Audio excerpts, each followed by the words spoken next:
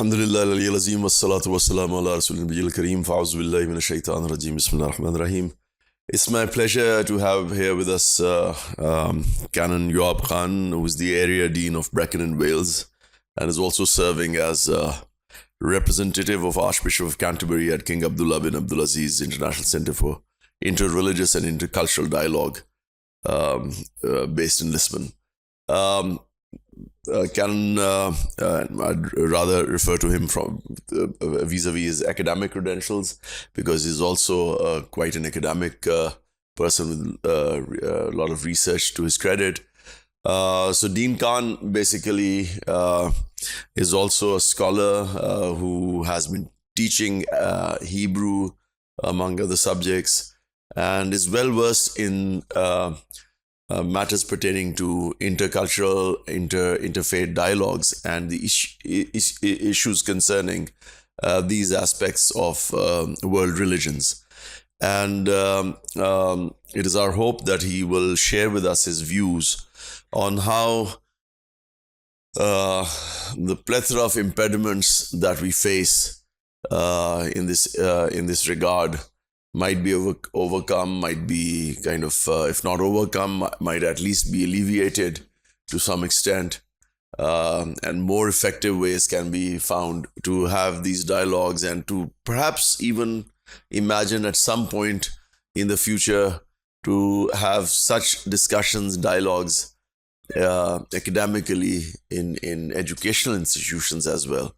So this is what he'd be talking about. And it's important to Al-Mawrid. I'll just give the audience a brief introduction about some of our areas of interest in this regard. Al-Mawrid, as we all know, was founded on the basis of certain hermeneutical principles, certain epistemic and hermeneutical principles, where we thought that the foundational sources of religion should be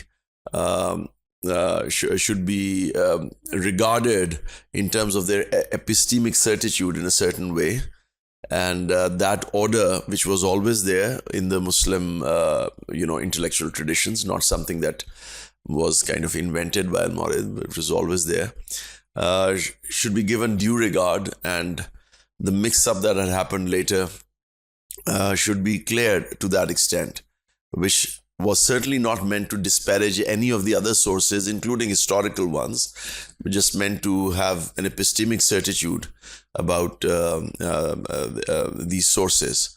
And when we would extend these sources, we would even go to the extent of studying sources and gaining from sources that come from the Christian tradition and from the Judaic tradition.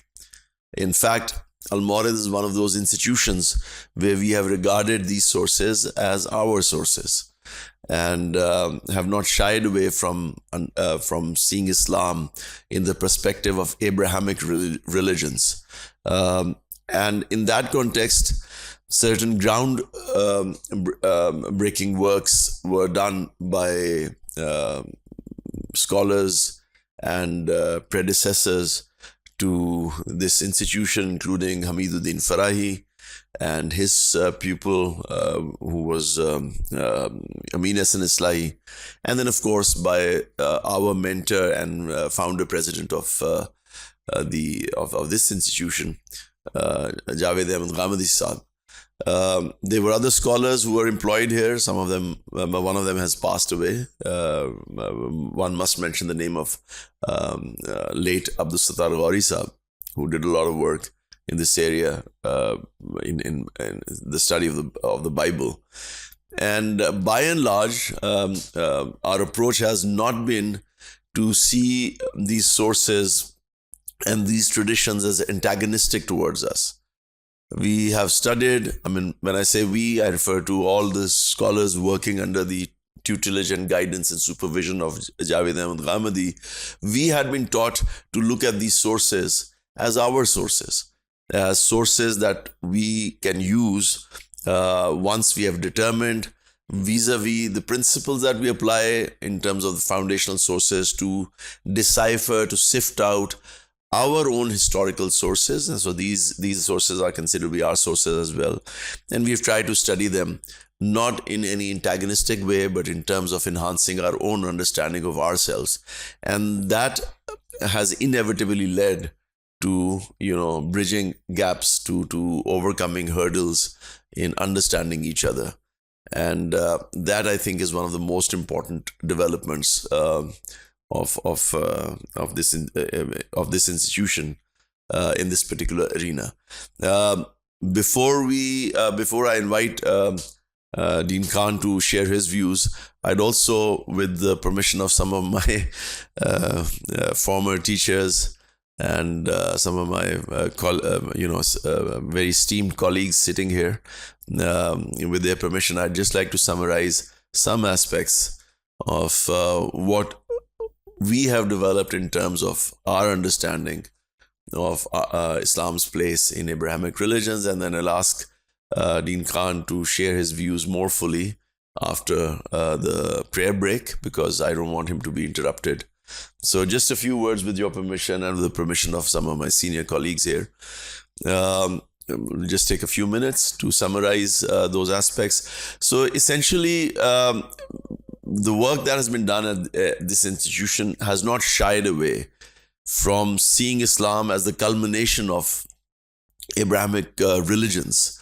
And in that sense, there's no shying away from accepting the notion of the covenant that was made by one of the branches of the progeny of Abraham, peace be upon him, which is the Banu Israel, or the Israelites. And in that sense, we completely accept the idea of the position that was granted to them as witnesses of God. And certain privileges were granted to them, which are very clearly spelled out in Deuteronomy. The Quran, also completely accepts that they had that special position where God Himself will intervene in their dominance and in granting them certain, authority on specified land, if the covenant had been fulfilled. Now, to cut the story short, what is important to us as Muslims who understand the discourses and the sources vis-a-vis the research work done here at this institute under the guidance of supervision of Javed Ahmad Ghamidi, is that it was part of that covenant for the Israelites to accept Jesus Christ as the Messiah, inter alia, among other things, oneness of God, Tawheed, and the Sharia. It was part of that covenant to accept Jesus Christ as the Messiah. What exactly do we mean by that? Perhaps here there are some differences with our Christian brothers on what exactly we understand by that. But our understanding in that sense is much closer to Judaism than to Christianity. However, historically, we are standing with the Christians on this. Both of us believe that He was the Messiah. And the evidence was clear, and primarily we argue on the basis of almost the same arguments in terms of prophecy and intellectual traditions passed on, that He was the Messiah indeed, which meant that by accepting Him, God's covenant, His promise would have been fulfilled, and the Israelites would have gained dominance over the specified land as they had been promised. But since they denied it, the Quranic version, of course, says that they were punished. They were muwahids, they were believed in oneness of God, so they were not punished by death. But other punishments like Duribat alayhimudillah, they were given some punishment of ignominy to be saved only by the followers of Christ. It was only under their auspices that they could grow and prosper, as we see now. And we know the history of their persecution as well. The second thing that we have argued for is that the other person who was promised after Jesus is Muhammad Sallallahu Alaihi Wasallam. So historically, we stand much closer to Christians in terms of wanting and requiring those who accept the Abrahamic traditions to accept Jesus Christ as the Messiah. In that sense, there's a lot of room for discussion. And of course, the later discussion of whether Muhammad Sallallahu Alaihi Wasallam was the person promised after Jesus is another discussion, in which hopefully when the environment is conducive enough, when unnecessary biases and hatred has been set aside to pave the way for serious academic discussions, these are aspects that we can also talk about while maintaining a spirit of benevolence and goodwill for each other, where religions can prosper and grow, and talk about issues that really concern us rather than just talk about occupation and land, because it is by going back to these roots, that the possibility of a real and meaningful interfaith existence in harmony and peace might lie. And that is our hope. And we hope that today Dean Khan's presence would help us augment that possibility to the extent that we imagine in our humble endeavors towards that end. Thank you so much. So now I would request Dean Khan to share his views with us. And I know he speaks a number of languages and he's very comfortable speaking in Urdu as well. So perhaps he would prefer that just to be more intelligible to the Pakistani audience. But that's his choice. Thank you. It's a great privilege to be with you this evening. It's always challenging and sometimes difficult to speak to people who are either academically very bright, good scholars, or especially people who, I won't say think in contrary to you, but think differently. It's not always easy, but it's always good because maybe this evening our conversation will bring some challenging points for you, or maybe through the questions you will bring some challenges for me to explore further deep into my faith. But this is not my intention. My intention is to build bridges, but not bridges, fake bridges, real bridges, because real bridges help people and people can cross the bridges. That's an interesting saying. I don't know who said that. People cross the bridges, but people don't build homes on bridges. लोग पुलों के ऊपर रहते नहीं हैं, पुलों को cross करते हैं. प्रॉब्लम दुनिया में कई दफ़ा ये बन जाती है, those who create fake bridges, they invite people to live on bridges, क्योंकि वो सारा दिन bridges पे रहते हैं. This is one of the areas of my research and work. I was Archbishop of Canterbury's advisor on interfaith relations, one of the profound archbishop in the history of academics in last 600 years or 700 years in Britain, in England especially. Dr. Rowan Williams. Dr. Rowan Williams was probably one of the youngest full professor in the history of Oxford in last 600 years. He was only 33 or 35 when he was full professor. He taught Benazir Bhutto and many other great people in the world. लेकिन जिस चीज़ की तरफ मैं तवज्जो आपकी दिलाना चाहता हूँ, मेरा अपना ज़ाती ये तजुर्बा है कि जो लोग इंटररिलीजियस डायलॉग में काम करते हैं या use it as a job और as I am talking about as a day job, as a paid job, वो लोगों को कहते हैं कि पुल के ऊपर ही घर बना लें. वो 10 दिन इस साइड पे रह लेंगे, 10 दिन इस साइड पे. They actually don't cross the bridge. I have personally met with, I'm talking about Christian and Muslim and Hindu and Jew scholars who actually live on bridges, but they don't live either side. And they are least helpful people because they don't have their own home. Bridge तो एक missile गिरेगा तो bridge तो गिर जाएगा. तो लोग तो वही होंगे जो इस साइड पे रहते होंगे या इस साइड पे रहते होंगे, या फिर वो किश्ती के जरिए से पार करेंगे दरिया, या कोई और तरीकाकार ढूंढेंगे. So that's a sort of an introduction of my own understanding of interreligious dialogue or interfaith conversations. Asif साहब ने इंट्रोडक्शन में बताया, not significantly but I am bit familiar with the work of Al Mawrid और ख़ास तौर से जावेद गामदी साहब, आपको टीवी के ज़रिए से बहुत लोगों ने सुना है, लाखों करोड़ों की तादाद में शायद लोगों ने सुना होगा, और आपके इंस्टीट्यूट का बहुत अच्छा काम है, which is link with something which is much greater, much deeper, respecting, acknowledging and receiving the traditions which you may not 100% own, but trying to see yourself in the light of the past, कि past में wisdom, फिक्र कैसे हम तक पहुंची। देखिए, दो तरीके ही होते हैं, या तो आप टाइम मशीन में चले जाएं और माजी को के ऊपर एक चादर डाल दें, और या माजी के ऊपर एक आईना रख दें, उसमें आपको अपना चेहरा नज़र आए। आप दुनिया जहान के इंटेलेक्ट को, खा वो हिंदू सिविलाइजेशन, इंडियन सिविलाइजेशन से आया हो, खा वो मिडल ईस्टर्न सिविलाइजेशन से आया, लैटिन अमेरिका से आया हो, या इवन पिछले 400-500 साल में जो मॉडर्नाइजेशन हुई है वेस्ट के अंदर, वहाँ से आया हो, एक तरीक़ाकार है कि आप उस टाइम मशीन में जाके उस सब को जो है ना अपना इसके ऊपर कवर डाल दें और आपको वो कुछ नज़र ना आए। दूसरा तरीक़ाकार ये होता है कि आप अपने ऊपर उसका कवर ले लें। दोनों ही तरीके ख़तरनाक हो सकते हैं, क्योंकि आपको अपनी जो हैसियत है उसको एक्नॉलेज करना पड़ता है, और माजी में जाकर जिन लोगों ने काम किया उनका ताल्लुक़ किसी भी मज़हब से हो, किसी भी फ़िक्र से हो।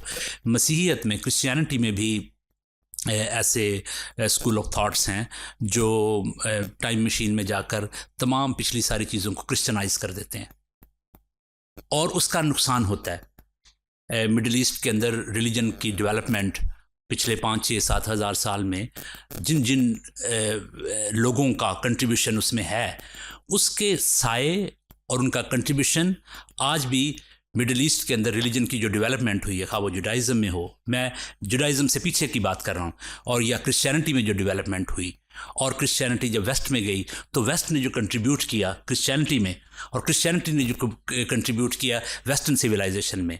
इस्लाम जब हिंदुस्तान में आया, हिंदुस्तान की फ़िक्र ने जो असरात इस्लाम के ऊपर छोड़े, इस्लाम ने जो इंटरेक्ट किया यहाँ के लोगों के साथ, तो ये इतना आसानी से ये इनसेपरेबल होता है। जैसे ही आप इसको कोई ना कोई तरीके से सेपरेट करने की कोशिश करेंगे तो वो फ़िक्री तलवार चलेगी, वो भी एक तरह का खून ही बहता है, वो भी एक तरह का नुकसान होता है।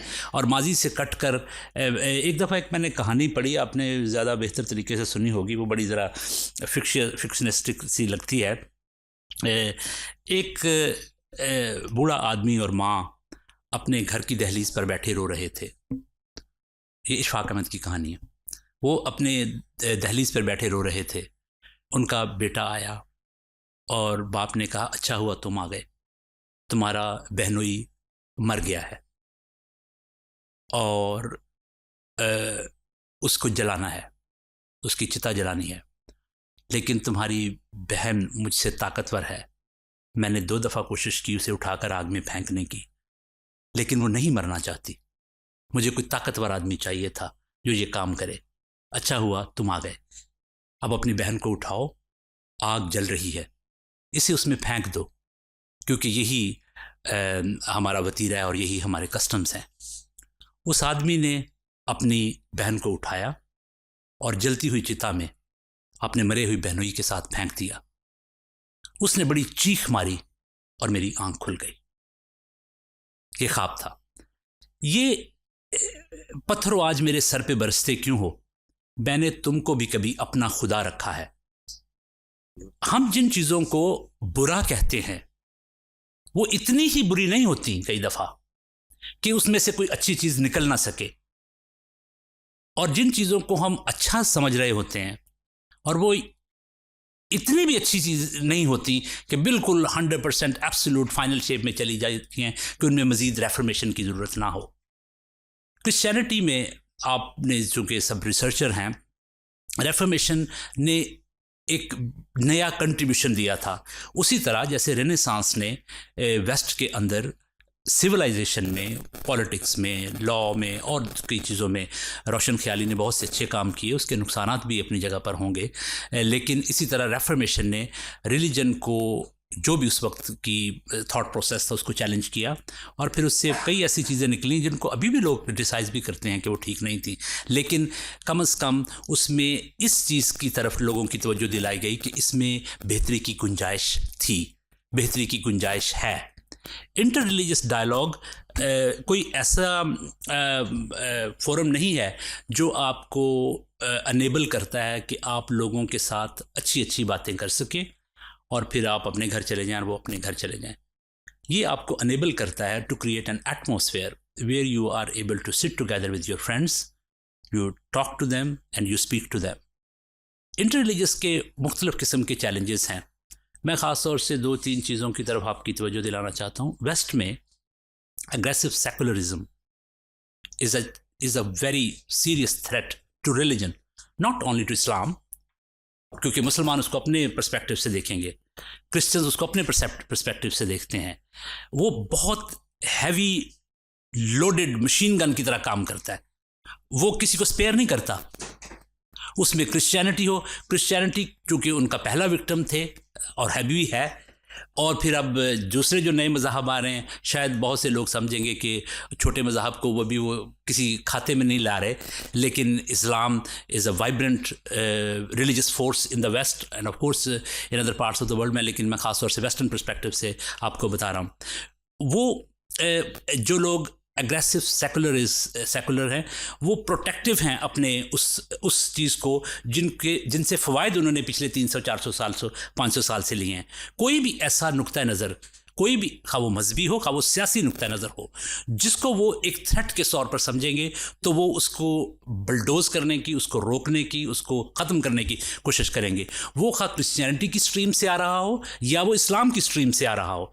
हाँ, इसको कई दफ़ा हम इस्लामोफोबिया के हिसाब से इंटरप्रेट करते हैं। नो डाउट कि वो भी अपनी जगह पर एक ठीक चीज़ है, लेकिन ये सिर्फ उसी तरह से नहीं है। वो एक फोबिया वेस्टर्न सोसाइटी के अंदर पाया जाता है, जो 400-500 साल में उन्होंने डेवलप किया है, और वो समझते हैं कि मज़हब को उसी अंदाज में पेपसी 500-600 साल पहले जिस तरह से ऑपरेट करती थी कि ये बिशप या पादरी या फादर वैसे ही होते हैं। हम अक्सर वहाँ पर इंग्लैंड में ये कहते हैं बिशप्स के बारे में कि bishops don't have authority.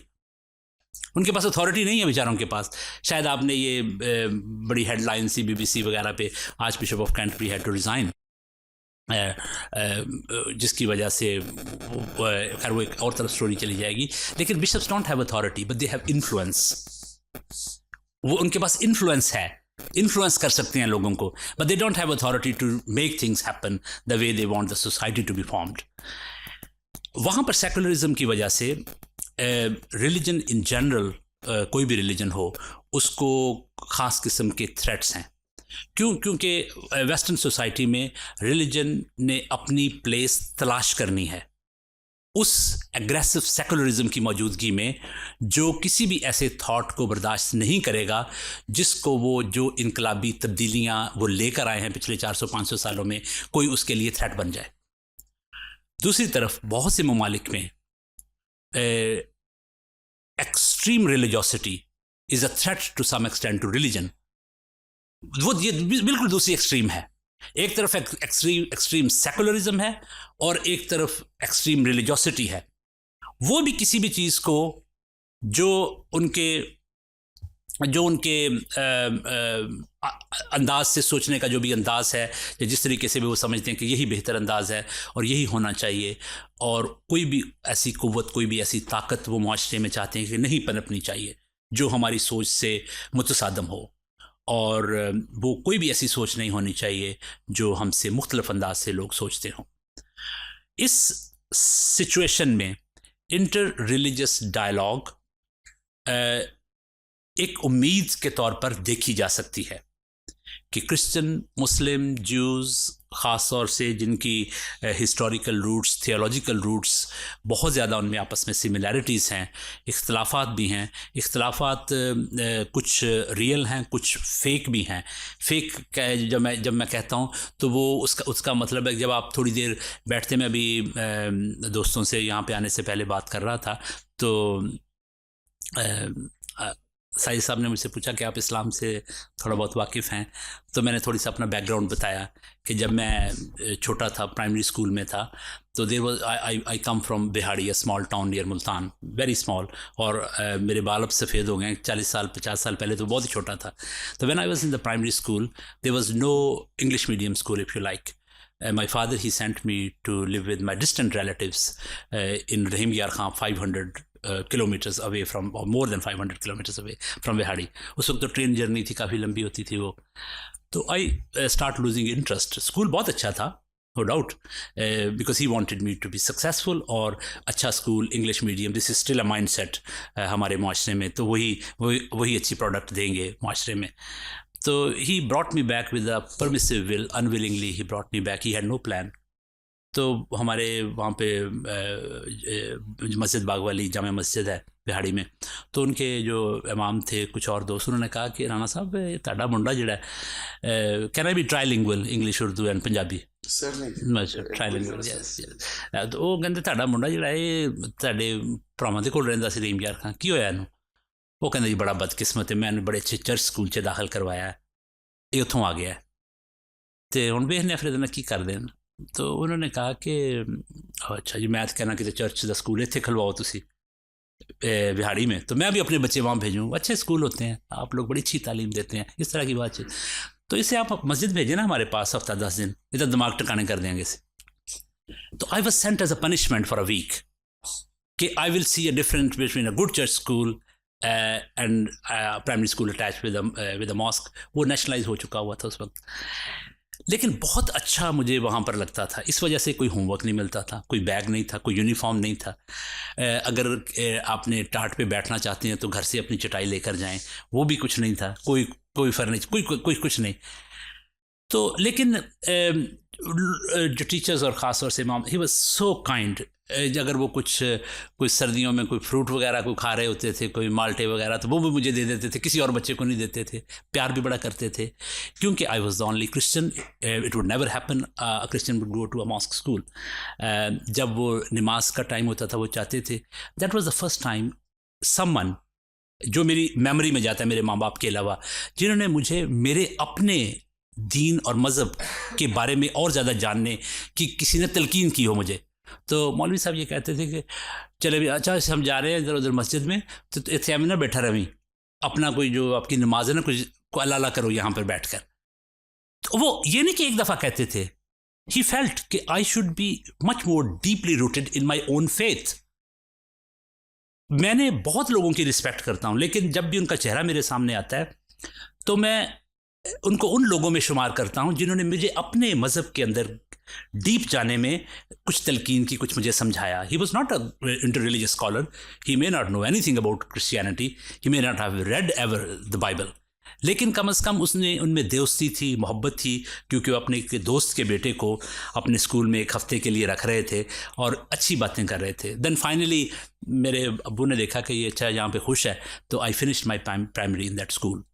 Whenever I visited Bihari, actually I'm going next week just for a day, एक डॉक्यूमेंट्री बन रही है, उसमें कुछ काम करना है मैंने. तो whenever I used to go, इमाम साहब would say, और तुसी ये कहते रहंदे जी किसी मौलवी बनाए ने, देखो हमने एक पादरी भी प्रोड्यूस किया. तो इंटर रिलीजियस डायलॉग बेसिकली एक डीप कॉन्फिडेंस है.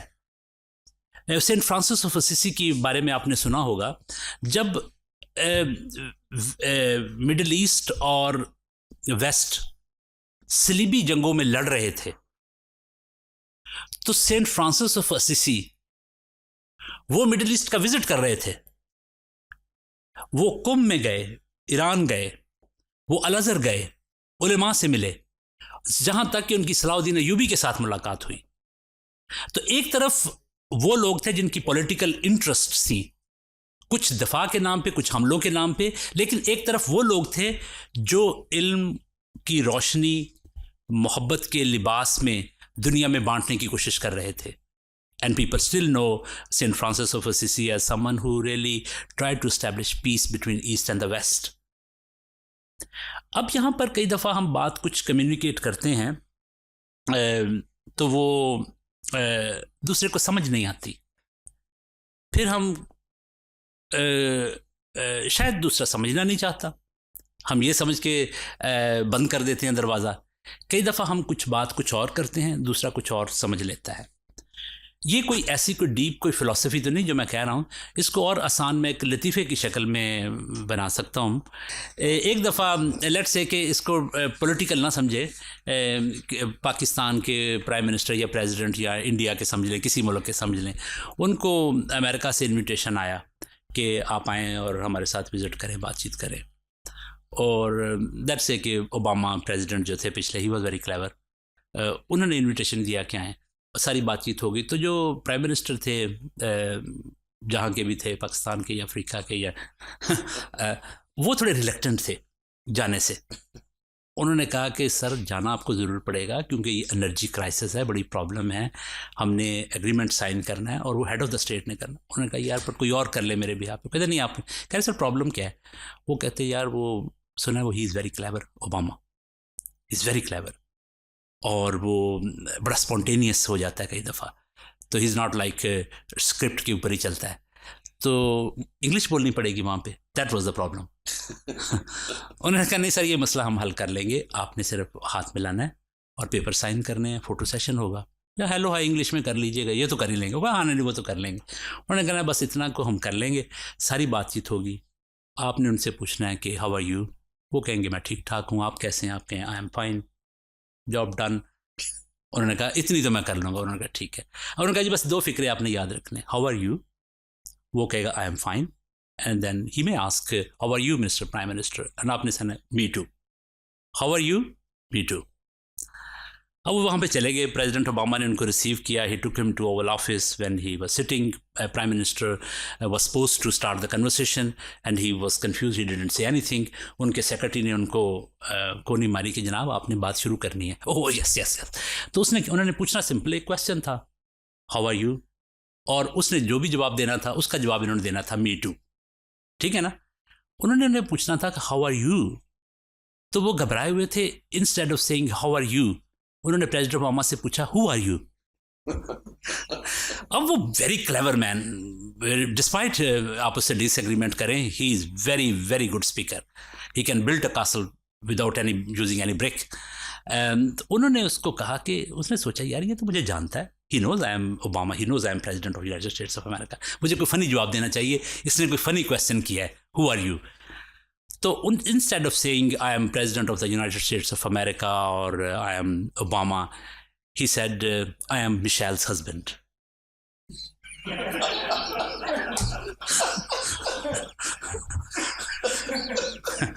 और जवाब क्या था? Me too. So religious conversation is not who are you or how are you, it's much more deeper. मुझे जो इसका हल लगता है एक, वो एक टर्म नई ही थियोलॉजी में हम इस्तेमाल करते हैं, generous orthodoxy. Generous orthodoxy still, I personally believe, I come from an orthodox Christian background, not orthodox church, लेकिन someone जिसको आप उर्दू में पता नहीं उसका क्या रुजत कह दें या रुजत पसंदी या जो भी कहना है, सी रवायती, या because I can see orthodoxy के अंदर होप होती है क्योंकि उसकी ट्रेडिशन बहुत बैक होती है, ट्रेडिशन होती है, फिर वो स्ट्रक्चरल होती है, दुनिया को पता होता है। तो लेकिन ऑर्थोडॉक्सी के अंदर अगर जेनरॉसिटी नहीं है ना तो वो फिर प्रॉब्लम बनती है। तो still as an orthodox Muslim and as an orthodox Christian we can bring hope to the world. That's what I have reached to this point after meeting with so many people, profound scholars in the world, learning from them. I have reached to this decision that generous orthodoxy can help the religion, any religion basically, but also inter-religious conversations. यहाँ पर शायद एक बहुत वो थोड़ी तादाद में वो लोग होंगे लेकिन वोकल भी नहीं है, जो उस तरह के लोगों को जो एक्सक्लूसिविटी पे यकीन रखते हैं और इंक्लूसिविटी का कोई कॉन्सेप्ट जिनके पास नहीं है, उनकी तनकीद करने वाले लोग बड़ी थोड़ी तादाद में होंगे या बड़ी कमज़ोर वॉइसेस होंगी। लेकिन वेस्ट में वो बड़ी तादाद में हैं और बड़े वोकल हैं। उनके सामने रिलीजियस लीडर्स का खड़े होना इतना आसान नहीं, unless they have generous orthodoxy to offer. और आपका institute, I would say to some extent, is promoting orthodox generosity. कि स्टिल आप रवायत को कायम रखते हैं लेकिन ज़माने के अंदर जो नए चैलेंजेस हैं उनको अपनी रवायत को कायम रखते हुए आपने कैसे रिस्पॉन्ड करना है। ये एक ऐसी चीज़ है जिसकी तरफ हमें ज़्यादा से ज़्यादा तवज्जो देनी चाहिए और ज़्यादा से ज़्यादा जिसकी तरफ हमें ध्यान देना चाहिए। इंटर रिलीजियस डायलॉग या दूसरे मज़ाहब के साथ बैठकर बातचीत करना, ये ऐसे लगता है ये कोई नया कोई चीज़ दुनिया में शुरू हो गई है। तो एक लिहाज से नई है क्योंकि इसके अंदर बहुत से ऐसे लोग हैं जो अपने ही रिलीजियस में डीपली ग्राउंडेड नहीं हैं। अगेन, अगर आप हमने एक ऑनलाइन सेमिनार किया मेरे ख्याल को 5-6 साल पहले। आसिफ साहब was one of the key note speakers. एक इंग्लैंड से एक बड़ी सीनियर थियोलॉजियन थी, वो थी, और इज़राइल से एक senior rabbi, he is member of the chief rabbinate of Israel. वो फ्रीली सऊदी अरब में भी जाते हैं, वो दुबई में भी जाते हैं। He is one of the most loved and highly respected rabbi. लेकिन उस तरह के लोग जो अपनी फ़िक्र से जिससे भी वो मुंसलिक हैं मजबूती के साथ उसको थामे, लेकिन किस तरीके से वो दूसरे मज़ाहब के लिए और दूसरे अंदाज से सोचने वाले लोगों के लिए कुछ ना कुछ जगह पैदा कर सकें। बेसिकली इंडियन सब continent was or used to be very fertile for that sort of space. That's the reason there are more Muslims in Indian subcontinent than anywhere in the world. दुनिया में आपको किसी जगह पर इतने मुसलमान नहीं मिलेंगे जितने इंडियन सब कॉन्टिनेंट में हैं। और मज़े की बात है, Christian population in the Indian subcontinent is more than the Christian population in the whole Middle East. Middle East जो है वो क्रिश्चियनिटी और इस्लाम का क्रेडल है। तो क्यों फिर ज़्यादा मुसलमान बरस, ये नहीं कि हिंदुस्तान में लोग सिर्फ बच्चे ज़्यादा पैदा करते हैं, यही वजह नहीं है। क्यों? उसकी वजह यह है कि जब कभी भी किसी को अपने मज़हब को आज़ादी के साथ एक्सरसाइज करने की और अपनी फ़िक्र को फ़रोग देने की मुश्किलात पैदा होती थी, तो आजकल लोग मलेशिया चले जाएंगे, अमेरिका चले जाएंगे, कनाडा चले जाएंगे, यूरोप में चले जाते हैं। लेकिन उस दौर में लोग हिंदुस्तान में आते थे क्योंकि रिलीजियस फ्रीडम हाई लेवल पर एक्सरसाइज होती थी। क्यों उनको फ्रीडम होती थी? इसलिए diversity, Jewish communities for example Hindustan में one of the ancient Jewish communities हैं। मेरा एक दोस्त है वहाँ पर इसराइल में, वो कहता है कि हमारे वहाँ पर आपके कराची से जूस गए हैं, वो बिरयानी खाते हैं और नाश्ते में पराठे खाते हैं और उनके लड़के क्रिकेट खेलते हैं और वो उर्दू बहुत अच्छी बोलते हैं और उनकी औरतें साड़ी पहनती हैं और फिर भी ये होती हैं।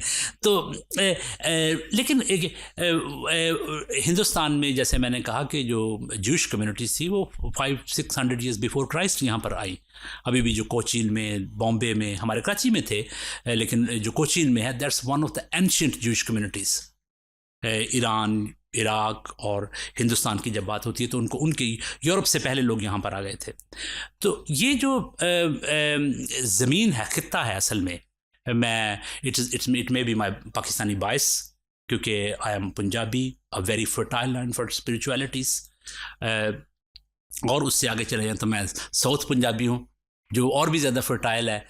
और मुझे अच्छी तरह याद है, मेरे एक फूफा थे, वो बहावलपुर के करीब एक छोटे से गांव में गवर्नमेंट के जो डॉक्टर्स डिस्पेंसर टाइप होते हैं, वो डॉक्टर ही समझे जाते थे।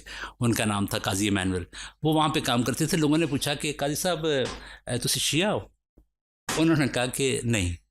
अच्छा सुन्नी हो बोले? उन्होंने कहा नहीं, मैं सुन्नी भी नहीं हूँ। वो कहे जी मैं क्रिश्चियन हूँ। वो कहते जी कोई बात नहीं, कोई शिया है, कोई क्रिश्चियन है, कोई जो भी है, दीन तो एक ही है ना।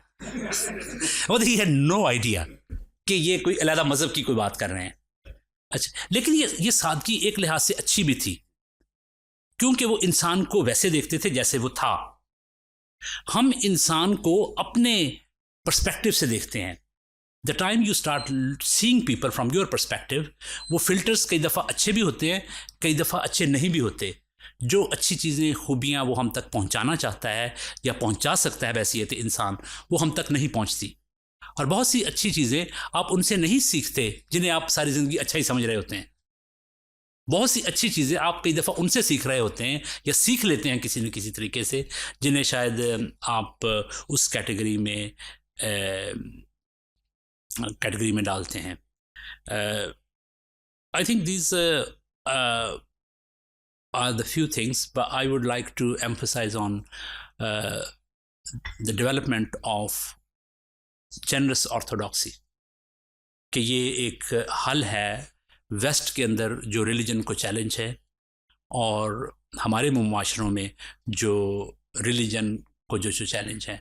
अगर आप यहाँ पर मुआशरे को खोल दें और कुछ ना हो, तो आपका क्या ख्याल है कितने नौजवान बच्चे, लड़कियाँ, लड़के, बुज़ुर्ग वो तंग आए हुए होंगे अपनी जगह पर.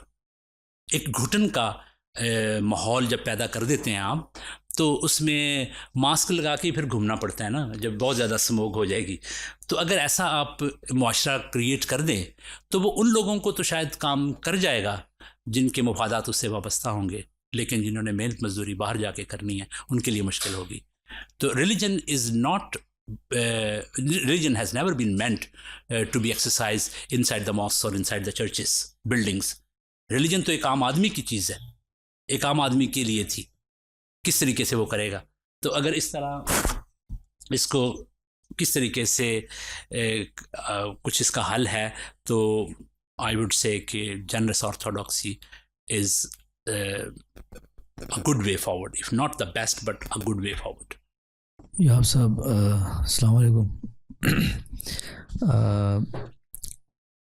आपने जो लुब्बा आपने मुकालमे का दिया वो ये कि ऑर्थोडॉक्स जेनरोसिटी जो है उसको यानी प्रमोट करना चाहिए, और वो उसी यानी उसको की पॉइंट जो है वो हारमनी का आपने बताया. लेकिन आपकी राय में इसका तरीका क्या है? दूसरी बात ये कि जो होम्स हैं ऑन द आपने कहा था किसी न किसी एक साइड पे आपने होम बिल्ड करना है, ब्रिज के ऊपर नहीं. लेकिन अगर मैं इसका, हो सकता है मैं गलत हूँ, लेकिन अगर मैं उसका तज्जिया करूँ सब्जेक्टिव मोरालिटी से, यानी जो कि असर हाजिर की मोरालिटी के लिए एक बहुत यानी जो रेनेसांस के बाद या जो है वो वेस्ट का जो है एक मॉरल कोड बना हुआ है, उसके हिसाब से तो जो है कभी आपने ब्रिज के इस पार रहना है, कभी उस पार रहना है, और बल्कि हर बंदे के हिसाब से उसी के जैसे ही आपने सोचना है उसके. यानी आपने ब्रिज के ना आपके नज़रिए के मुताबिक आपने एक जगह पे पड़ाव डालना है. लेकिन हमें जो मोरालिटी जो कि हमें इस वक्त जो है ना मॉडर्न यानी प्रो मॉडर्न एरा में पढ़ाई जाती है कि नहीं सब्जेक्टिव होनी चाहिए, तो आप उसी बारे में क्या कहते हैं? मेरा नहीं ख्याल कि मैंने ये इम्प्रेशन दिया कि आपने इधर ही रहना है या उधर ही रहना है. मेरा एम्फसिस ये नहीं था कि इधर रहना है या उधर रहना है. एम्फसिस ये था कि जो लोग ये कहते हैं कि ब्रिज के ऊपर रहना है, वो नहीं मुमकिन. कि आप इधर रहें या उधर रहें, आप घर इधर बनाएं या उधर बनाएं, उधर से इधर बनाएं या इधर से उधर बनाएं, दैट डजंट मैटर. जब ब्रिज ही नहीं होगा तो फिर इधर उधर का मिलाप नहीं होगा.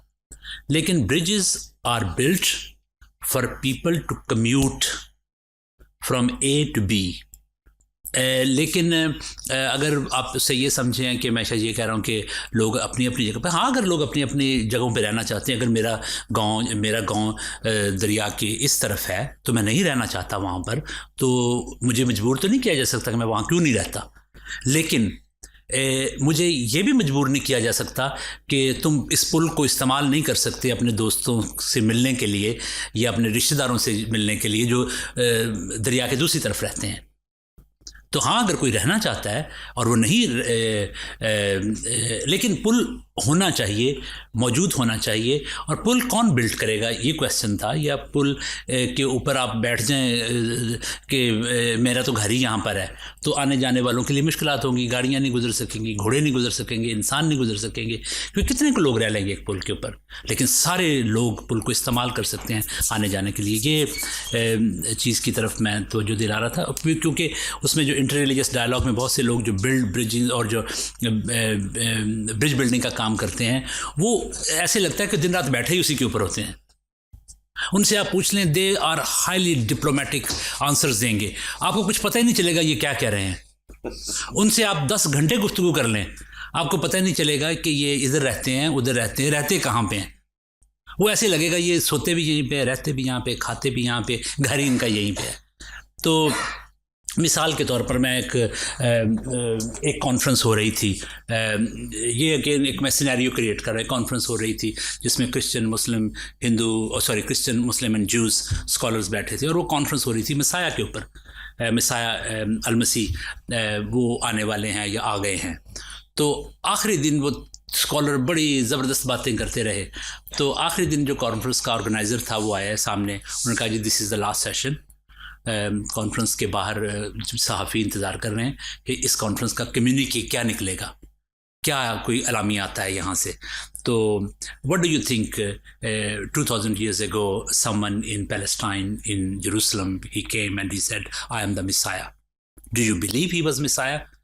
क्रिश्चियंस ने कहा ऑफ कोर्स, और मुसलमानों ने भी कहा जी बिल्कुल वो मिसाया थे।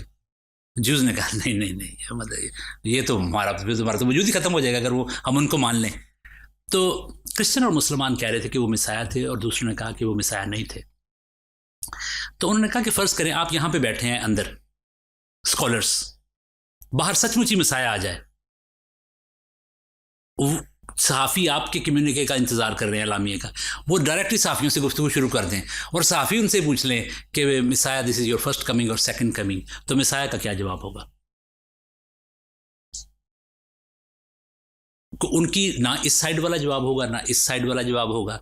उन्होंने कहा the Messiah will give an answer of a highly sophisticated diplomat का आंसर होगा। उन्होंने कहा क्या आंसर होगा?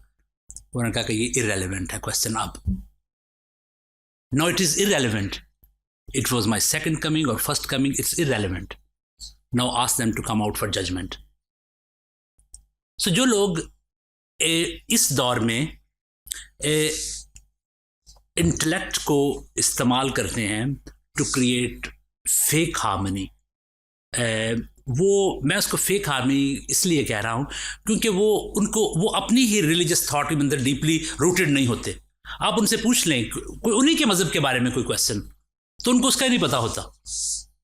दूसरे के मज़हब के बारे में मेरा अपना ज़ाती तजुर्बा है कि एक अच्छा मुसलमान किसी को एक अच्छा क्रिश्चियन बना सकता है। क्यों? क्योंकि वो कम से कम उसको कोई अच्छी बात अपने मज़हब के बारे में भी बताएगा, लेकिन उसको भी हेल्प करेगा कि वो अपने रिलीजन के बारे में एक्सप्लोर करे।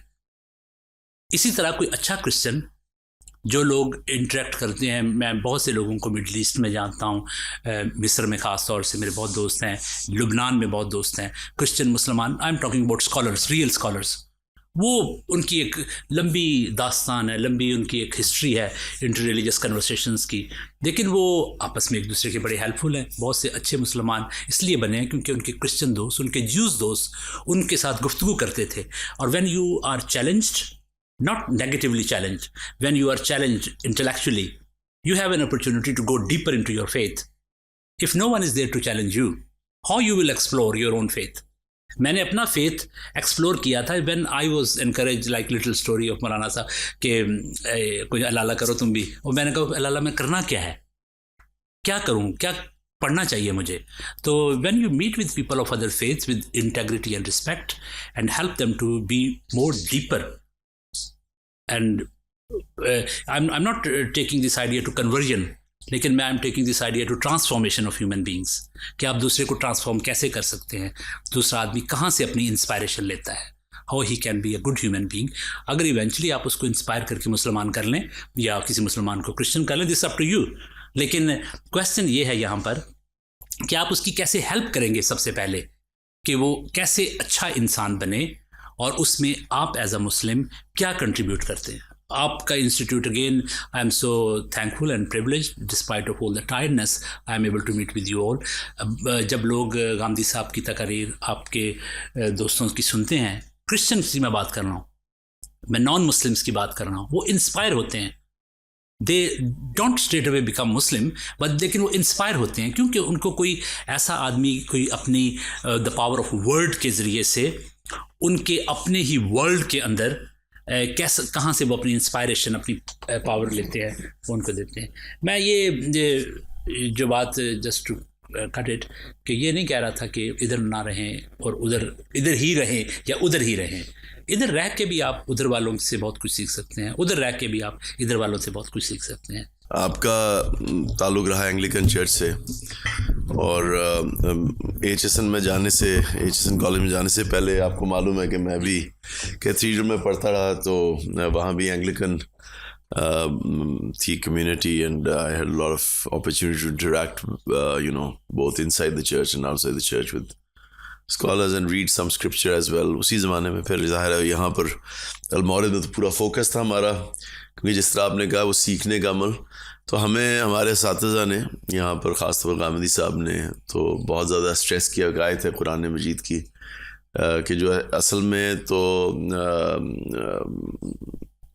जो हुजूर के मुखातबीन जो है उसमें address to those people, the first addresses, और वहाँ पे उनकी ज़बान से है तो वो रेट्रिकल क्वेश्चन, लेकिन एक अप्रोच भी बता रहा है, क्योंकि पैगंबर की ज़बान से कि फ़ातू भी किताब मिन इंदिल्लाह, कि तुम ले अल्लाह की किताब में से कोई चीज़ हुआ अदा मिनहुमा, जो बाइबल या वैसे तौरा या कुरान से ज़्यादा उसमें अंदर आर्गुमेंटेशन है, उसके अंदर स्ट्रेंथ है ऑफ गाइडेंस, तो अतबे, तो मैं उसको मानने के लिए तैयार हूँ। जो आप कह रहे हैं ना लिसनिंग की जेनरॉसिटी, ज़ाहिर पैगंबर के यहाँ ये रेट्रिकल क्वेश्चन है, लेकिन ये एक रवैया भी बता रहा है जी कि इसके अंदर क्या है। तो ये अप्रोच मैंने ज़ाहिर है ज़िंदगी सारी कमोबेश इधर ही गुजार दी एक तरह से, या इनसे इंटेलेक्चुअली रहा। इससे पहले भी बहुत सारे लोगों से मुतल्लिक रहा, जिसमें अहले हदीसों के वो ग्रुप्स हैं जिनको बाज़ लोग डबल डोज अहले हदीस कहते हैं। बरेलवी ख़ानदान में पैदा हुआ, फिर बाहर जब रहा तो शियाइट स्कॉलर से पढ़ने का भी एक साल मौका मिला। मेरी जो प्रोफेसर थी मिगिल में, वो शियाइट लॉ की बड़े लोगों से, एक साल में शियाइट डिस्कोर्स भी पढ़ता। लेकिन मैं पूछना चाह रहा हूँ, अब यहाँ तो हमें मालूम है सारे दोस्त अहबाब हैं, और मैं कोई मतलब सेल्फ प्रेज में नहीं कह रहा, ये हमें सिखाया गया, हमारे अप्रोच का ये हिस्सा है।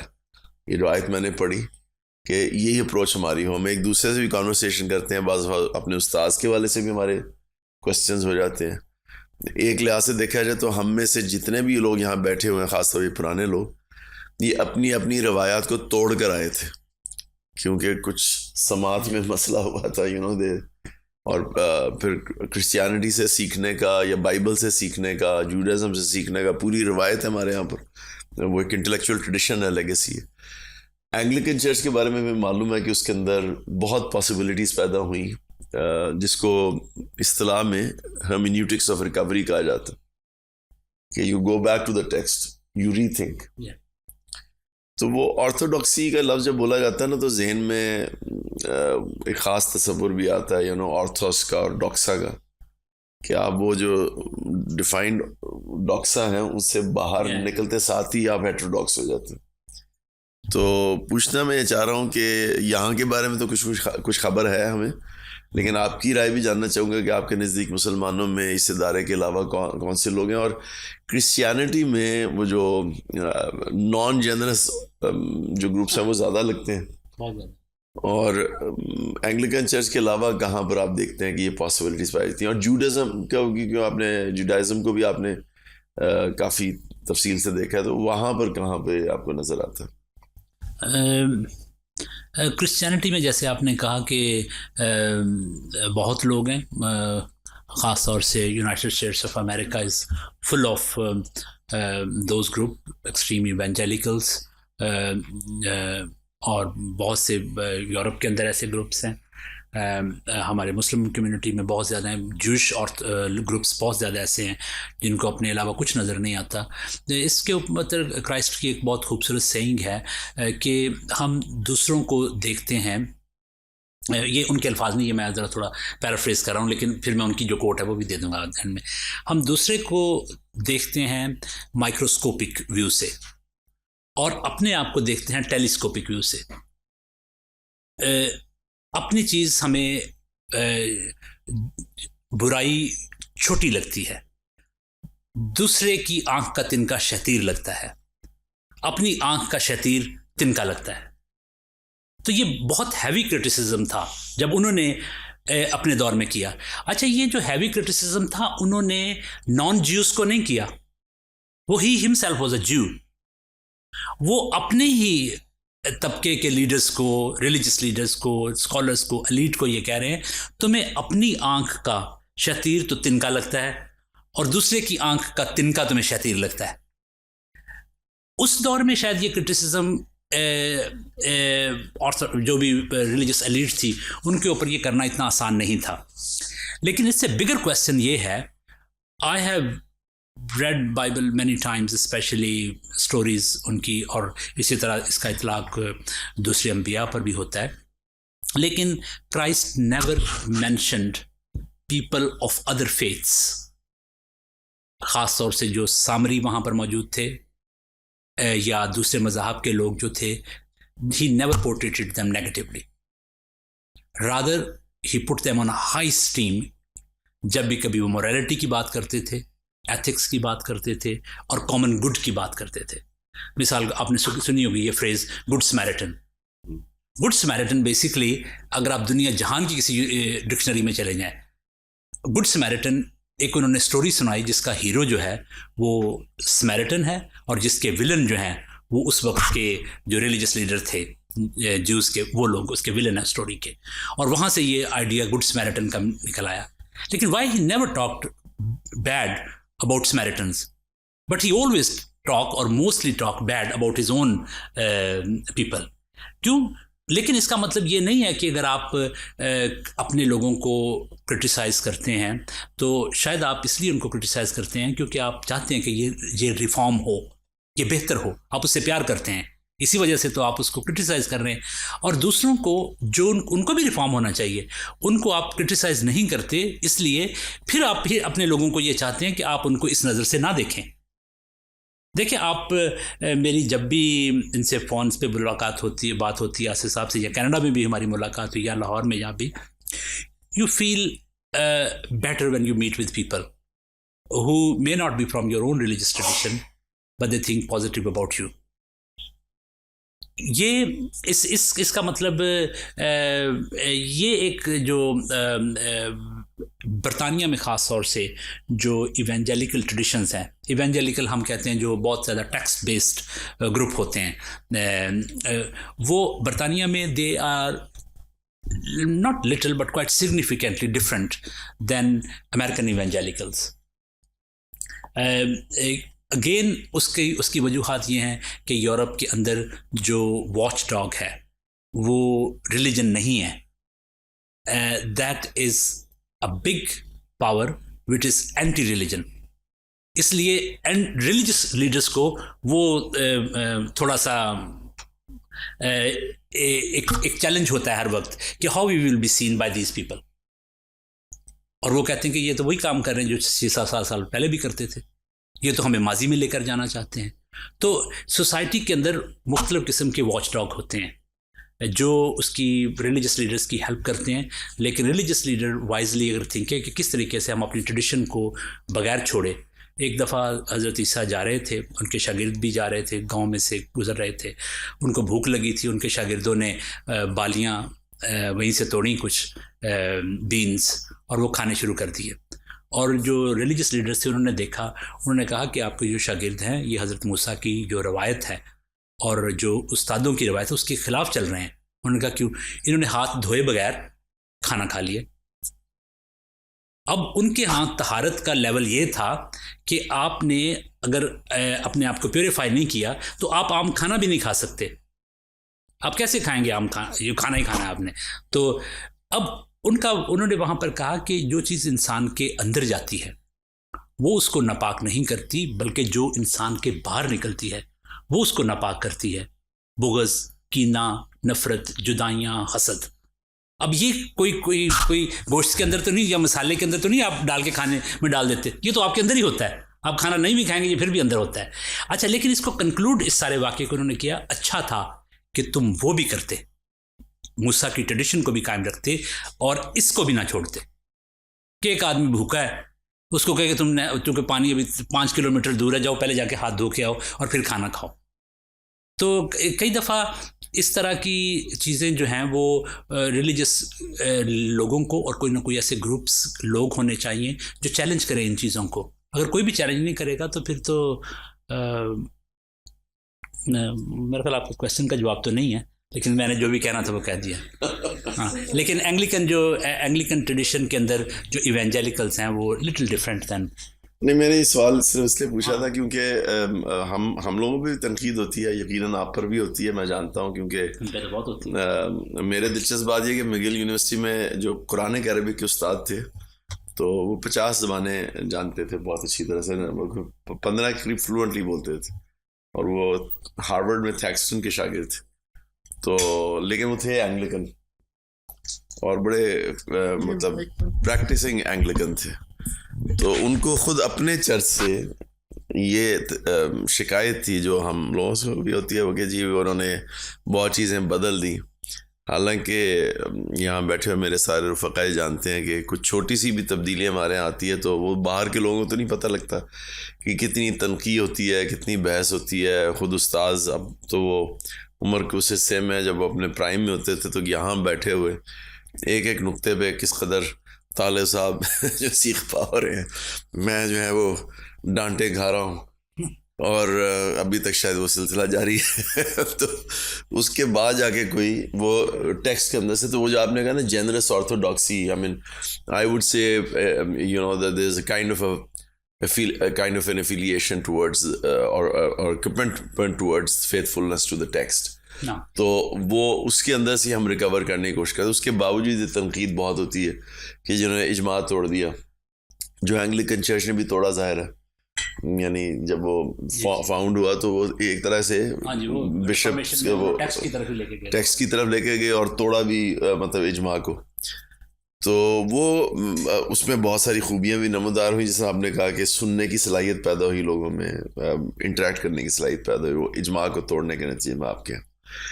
लेकिन तनकीदात वो होते होते अब जदीद दौर में हमारे यहाँ बहसें चल रही हैं, हमारे इंटरनली भी चल रही हैं। अभी रिबा पे, कर्ज पे हमारे यहाँ डिस्कशंस हुई, तो वो एंग्लिकन चर्च के हवाले से जो वो सेम सेक्स मैरिज है, वो बड़ी ज़ेर बहस आई कि जी ये it's not really faithfulness to the text, it's a utilitarian compromise. इसके बारे में आप क्या फरमाएंगे? और ये मैं मुसलमानों की बात नहीं कर रहा हूँ, उनका तो कंसर्न नहीं है, ये एंग्लिकन क्रिश्चियंस का concern. Not only Anglican Christians, ये वेस्ट के अंदर पिछले कई सालों में कई डेवलपमेंट्स हुई हैं, वो ह्यूमन बिहेवियर पे, ह्यूमन डेवलपमेंट पे।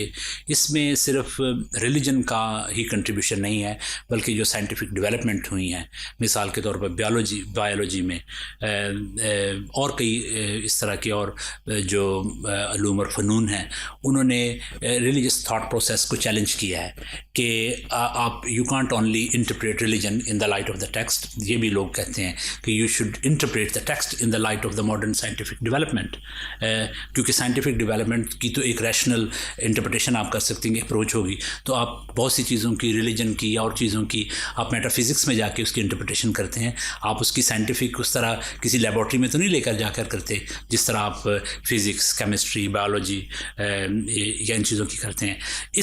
ये भी एक पीछे फैक्टर्स थे इस सारी जो न्यू थियोलॉजिकल डेवलपमेंट हुई है।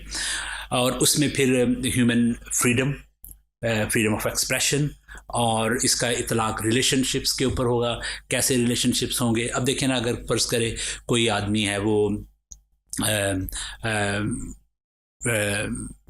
इंक्लाइन है दूसरे सेक्स की तरफ, तो इसके ऊपर रिलीजन क्या कहता है, इसके ऊपर मुआशरा क्या कहता है। लेकिन वेस्ट के अंदर मुआशरा क्या कहता है, ये अब चीज़ें मुआशरा तय करता है, रिलीजन क्या कहता है, ये चीज़ें रिलीजन तय करता है। लेकिन हम खुशकिस्मती से और बदकिस्मती से, ज़्यादा इस हवाले से खुशकिस्मती से मैं कहूँगा कि बहुत सी चीज़ें मुआशरा क्या कहता है वो रिलीजन ने पहले से तयन कर दी हुई हैं, और रिलीजन क्या कहता है वो मुआशरे को पता है कि वो क्या कहता है। तो वो इतना ज़्यादा आपस में जो फिशार या आपस में जो टकराव है वो नहीं है। लेकिन वेस्ट के अंदर ऐसा नहीं अब रहा, सूरत हाल बदल गई है। एक तो ये है कि ये जो मॉडर्निटी इस हवाले से, जिसमें ह्यूमन रिलेशनशिप, ह्यूमन सेक्सुअलिटी और बहुत सी ऐसी चीज़ें हैं, वो रिलीजन की जो रवायती सोच थी उसको इन्फ्लुएंस किया है उन्होंने 4-5 मिसाल के तौर पर। इवन पाकिस्तान में अगर वैसे भी मैं कहूँ कि 10 या 15 दुनिया के ह्यूज ब्रेन जीनियस होंगे, जिसमें आप 8 अरब आबादी को डाल देंगे, वो एंशियंट जीनियस भी हो सकते हैं वो लोग। उसमें प्लेटो हो सकता है, उसमें एरिस्टोटल हो सकता है, उसमें मॉडर्न दौर में नीचे हो सकता है। यही लोग थे जिन्होंने ह्यूज इन्फ्लुएंस किया ह्यूमन ब्रेन पे और लोगों के सोचने के अंदाज पे, और किसी न किसी तरीके से वन वे और अदर लोग उनको फॉलो कर रहे होते हैं। जो पिछले 300-400 साल में वेस्ट के अंदर ख़ास तौर से ट्रूथ के बारे में जो फ़िलासफ़ी आई कि there is nothing absolute truth, आपका ट्रूथ है, मेरा ट्रूथ है, और इस तरह की और बहुत सी फ़िलासफ़ीज़ ने वहाँ के माशरे को रीशेप किया है। और उन्होंने रीशेप उसको इस अंदाज से किया है कि उसको रिलीजन को उसके साथ इंटरेक्ट किए बगैर रह नहीं सकता। अगर आप उससे इंटरेक्ट नहीं करते तो फिर you will need to find your own space in the society. Religion इतना वाइब्रेंट नहीं है, ख़ास तौर से जिस तरह पहले वेस्ट में होता था। जंग करनी है कि नहीं करनी अक्सर पोप डिसाइड करते थे, और बहुत सी चीज़ें वो उनका बहुत ज़्यादा अथॉरिटी भी थी, उनका इन्फ्लुएंस भी था। अब उसमें बहुत सी तब्दीलियां जैसे मैंने कहा आई, उसकी वजह से हुई। एंग्लिकन चर्च चूँकि ये पेपेसी नहीं है, archbishop of Canterbury is not like a pope, most of the decisions are made through the councils and synods. Pope मिसाल के तौर पर वो जो भी कहेगा वही चर्च की डेफिनेशन बन जाती है, या जो भी उन्होंने किसी भी मौजू के बारे में कहना है। लेकिन एंग्लिकन चर्च में ये सारा मैंने जो आपको फ्रेमवर्क दिया कि इसके पीछे सिर्फ एक टेक्स्ट या एक किताब नहीं है, उस किताब की भी इंटरप्रिटेशन जो है वो सिर्फ रवायत की रोशनी में नहीं बल्कि मॉडर्न साइंटिफिक अप्रोच की रोशनी में होती है। लेकिन as far as the marriage is concern in the Anglican theology और Anglican church, it is between man and women, a lifelong union. लेकिन दूसरी तरफ सेम सेक्स रिलेशंस हैं। अब वेस्ट के अंदर ऐसे भी आपको मुझसे ज़्यादा पता होगा, कुछ ऐसे आप उनको किस कैटेगरी में डालते हैं, मुस्लिम स्कॉलर्स तो नहीं उनको कहा जा सकता, कुछ ना कुछ लोग हैं जो अक्सर यूट्यूब पे या किसी न किसी तरीके से छोटी छोटी कम्युनिटीज़ बनाई हैं और वो टेक्स्ट को इस्तेमाल करते हैं, ट्रेडिशन को इस्तेमाल करते हैं सेम सेक्स रिलेशनशिप को सपोर्ट करने के लिए। तो ये एक सोसाइटल प्रॉब्लम है जिसको रिलीजन ने एड्रेस करना है। अगर किसी सोसाइटी में रिलीजन के ऊपर सोसाइटी का बहुत ज़्यादा इन्फ्लुएंस है, वहाँ पर उसकी इंटरप्रिटेशन मुख्तलिफ होगी। अगर किसी सोसाइटी में सोसाइटी के ऊपर रिलीजन का बहुत ज़्यादा इन्फ्लुएंस है तो वहाँ पर इस तरह के जो इश्यूज़ हैं उसकी इंटरप्रिटेशन मुख्तलिफ होगी। इसका मतलब है कि एंग्लिकन चर्च असलन अपनी हर्मेन्यूटिक्स में इस तरह के जो बारीक निकात हैं या लतीफ़ निकात हैं उनमें अपनी हर्मेन्यूटिक, क्योंकि हमारा तो दावा है, हम कितने हैं ये नहीं है, वो तो अल्लाह ताला बेहतर जानता है। कोशिश बहरहाल हमारी ये होती है कि हमारा जो लोगो सेंट्रिसिज्म है, बल्कि इसको मैं कहता हूँ ये एक तरह का लोगो सेंट्रिक डियोंटोलॉजी है हमारी, कि हमारा जो डियोन है, हमारा जो रूल है, वो हमने लफ्ज़ से ही निकालना है, टेक्स्ट से ही निकालना है। हमारे फ़िक्र का ये मतलब कम से कम दावा है। तो क्या एंग्लिकन चर्च जो है वो असलन as oppose to let's say Protestantism, जो मार्टिन लूथर का जो है, वो तो आपको मालूम है वो टेक्स्ट में वापस गए, कंसेंसस है, बिशप के कंसेंसस है, तो वो भी मुतमईन नहीं थे।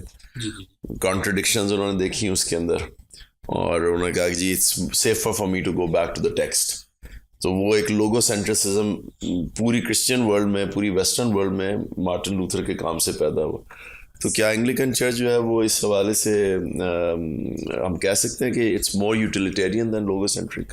नहीं, still it is very much logocentric in terms of the word of God, जिसको स्क्रिप्चर आप कहते हैं। लेकिन मैं स्क्रिप्चर की इंटरप्रिटेशन की बात कर रहा हूँ कि स्क्रिप्चर की इंटरप्रिटेशन अगर सोसाइटी या सोसाइटल नॉर्म्स रिलीजियस इंस्टीट्यूट्स को इन्फ्लुएंस करते हैं तो उसकी इंटरप्रिटेशन आप उस अंदाज से करेंगे। मिसाल के तौर पर अगर किसी जगह के सियासी और माशरती हालात इस तरह से हैं कि वो टेक्स्ट को इस्तेमाल करें वायलेंस को जस्टिफाई करने के लिए, तो वो असल में टेक्स्ट के अंदर नहीं है चीज़, वो सोसाइटी ने इन्फ्लुएंस कर दिया। या सोसाइटी के अंदर कुछ ऐसे इंस्टीट्यूशन या पावरफुल इंडिविजुअल्स हैं जो चाहते हैं कि ये चीज़ हम अचीव करें, तो वो टेक्स्ट को उस लिहाज से इस्तेमाल करते हैं।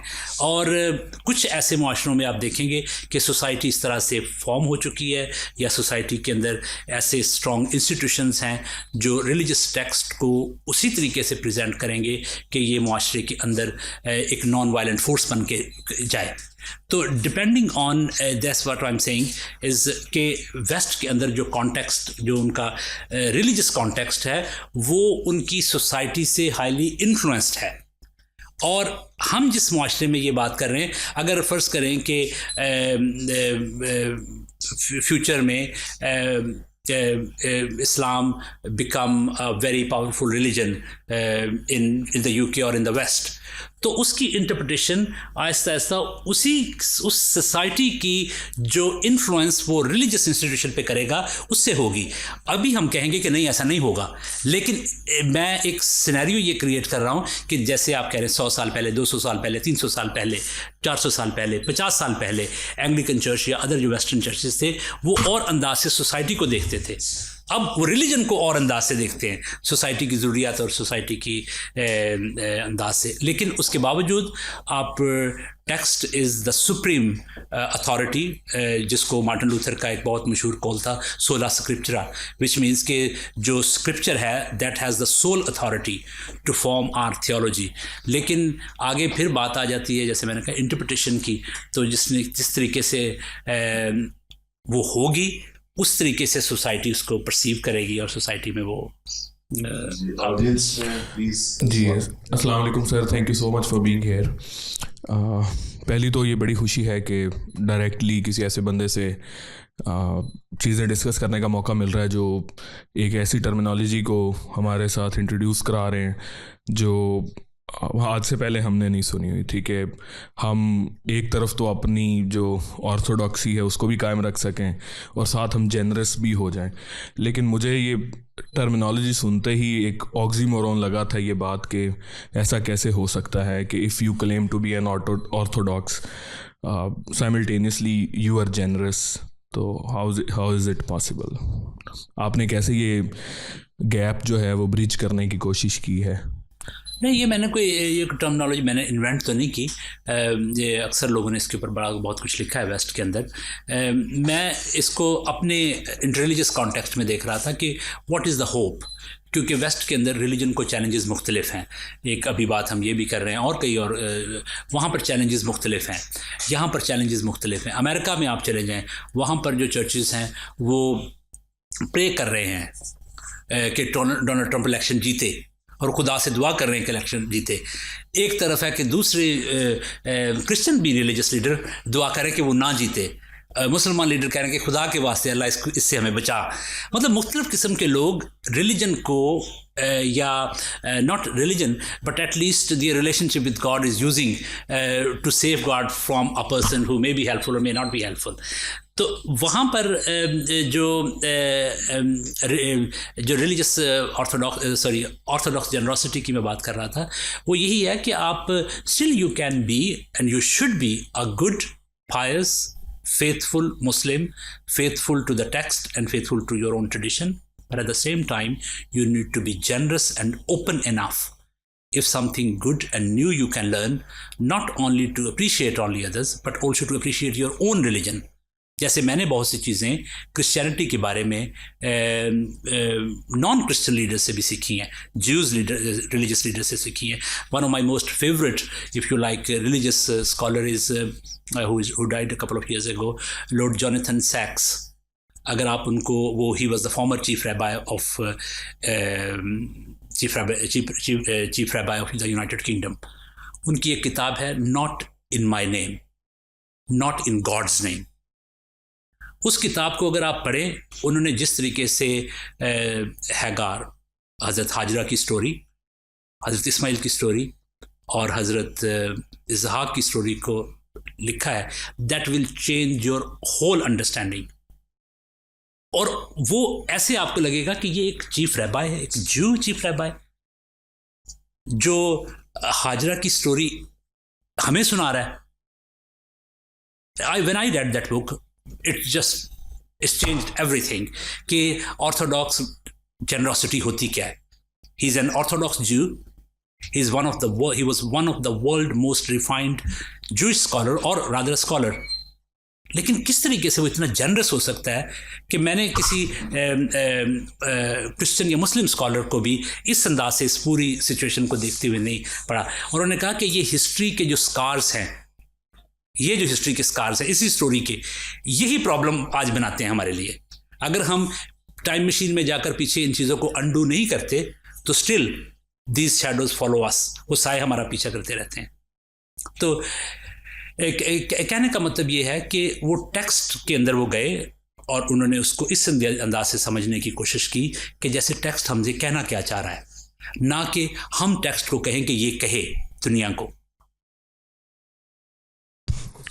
सर इसमें इसका एक फॉलो अप क्वेश्चन ये था कि if people are allowed to be orthodox, हम साथ साथ उन्हें कह सकते हैं कि बी जेनरस, लेकिन वो जो एक नैरेटिव, आप तो वेस्ट में ज़्यादा लोगों के साथ इंटरेक्ट करते हैं, तो आपको क्या वो रीजंस नज़र आती हैं कि why they are Islamophobic?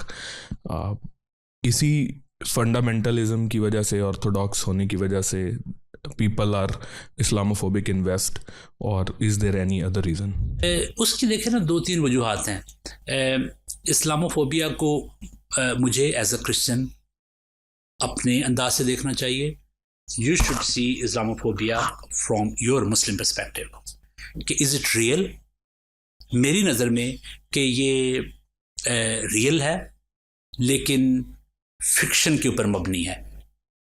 Because I know you, I know Asif, I know many people, I have 99% my Muslim friends in Pakistan, और मैं वहाँ पर अक्सर कहता हूँ कि I never met, I am not saying there are no terrorist, no extremist, but I have never met. मेरे दोस्त कोई ऐसा नहीं है, लेकिन this is my story because I see Islamophobia from my point of view. इसलिए मैं कहता हूँ कि ये वेस्ट के जो मास मीडिया है उसने एक क्रिएट किया है। वेस्ट का एक प्रॉब्लम है, शायद ये ह्यूमन प्रॉब्लम है, हम एक मॉन्स्टर क्रिएट करते हैं, फिर उससे लोगों को डराते हैं। लेकिन I can give very clear examples. Last 100 years west ने मॉन्स्टर क्रिएट किए, वो रियल नहीं थे। एक दौर था ज्यूज़ के बारे में नफरत बाकायदा तौर पर वहाँ पर सोसाइटी में इंजेक्ट की गई।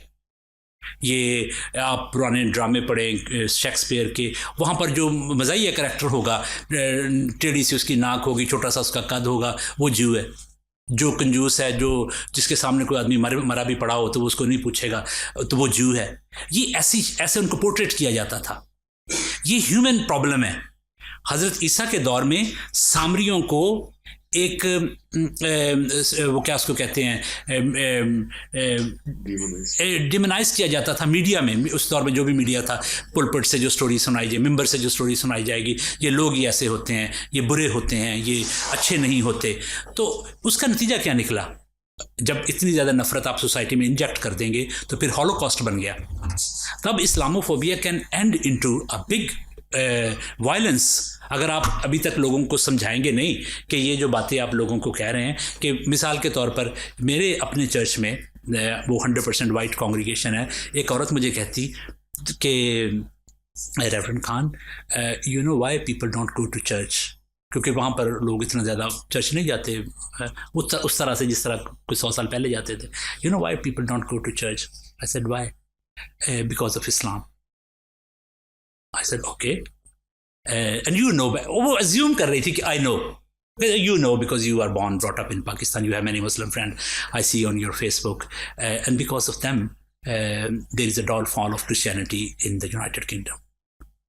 और ये औरत जो आज तक जिंदगी में, उसकी 82 ईयर एज है, उसने कभी किसी मुसलमान के साथ इंटरेक्ट ही नहीं किया जिंदगी में।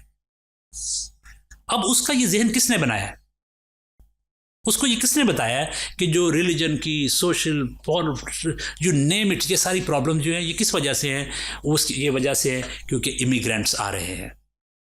इमिग्रेंट्स के अंदर जो सबसे बड़ी जो फोर्स है वो मुसलमान आ रहे हैं, और वो वेस्ट को इस्लामाइज हो जाएंगे, फिर यहाँ पर शरिया लॉ आ जाएगा, फिर हमारे हाथ कट जाएंगे, औरतों की आज़ादी ख़त्म हो जाएगी। ये बातें कौन उनको बताता है? ये बातें सच पे मबनी नहीं है, लेकिन कौन लोग ये बताते हैं? ये मास मीडिया है। अगर आप वहाँ पर, मैं वहाँ प्राइमरी स्कूल्स में जाता हूँ, मैंने फिर उस औरत को कहा कि मैंने कहा, have you ever met any Muslim in your life? No no no no. तो who told you? I was reading in Daily Mail समझ लें कि किस्म का हेट मॉन्गर्स किस्म का न्यूज़पेपर है बरतानिया, बहुत पॉपुलर है, लेकिन उनका काम है कि नफरत ही फैलाते रहना। तो उन्होंने कहा मैंने उसमें वो आर्टिकल पढ़ा था। तो मैंने उसको बताया कि ऐसे नहीं है। मैंने कहा अब तुम्हारी जो बेटी है वो चर्च नहीं जाती है, उसका रिलीजन के साथ ताल्लुक नहीं है, उसको किसी ने कहा है कि ना जाया करे? मैंने कहा has it ever happened in the United Kingdom someone knocked at your door and said I am Mohammad Aslam और so and please don't go to church? कहती नहीं।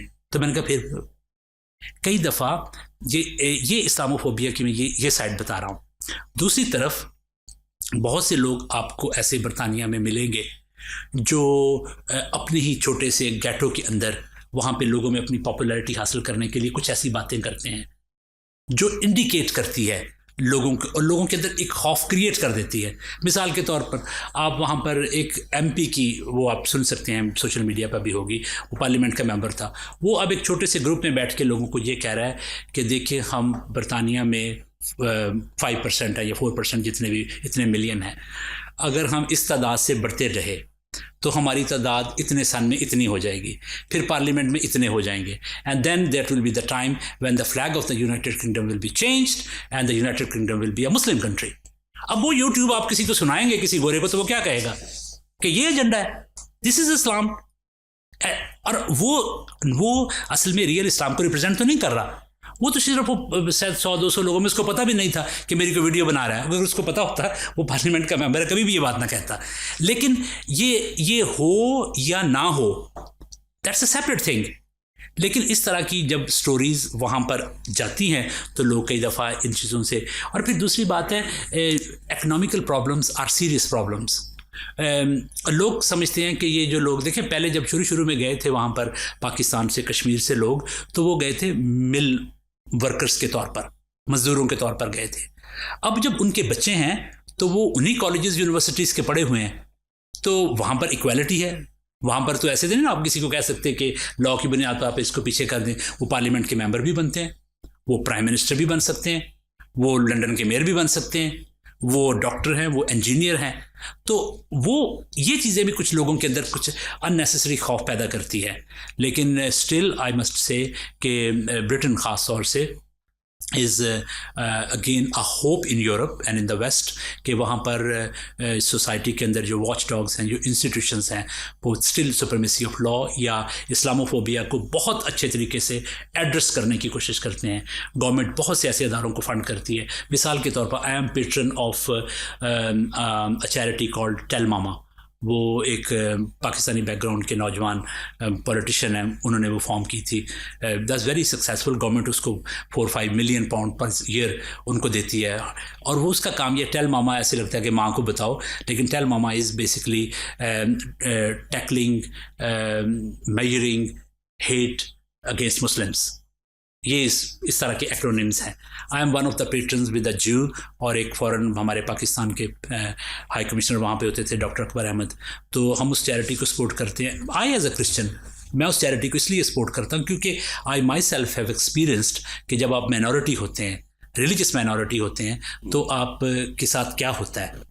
तो अब मिसाल के तौर पर मैं वहाँ पर बरतानिया में लोगों को कहता हूँ कि when I am in Punjab, I am part of the majority of Pakistanis, unless my religious identity is in question. So as a Punjabi, I am part of the majority. लेकिन as a Christian, I am a minority. तो जो identities होती हैं वो hybrid होती हैं, वो dual या ट्रिपल नहीं होती, वो हाइब्रिड होती हैं। वो कब पेट्रोल से इलेक्ट्रिक पे चली जाती हैं, ये इंजन डिसाइड करता है, ये आपकी स्पीड डिसाइड करती है।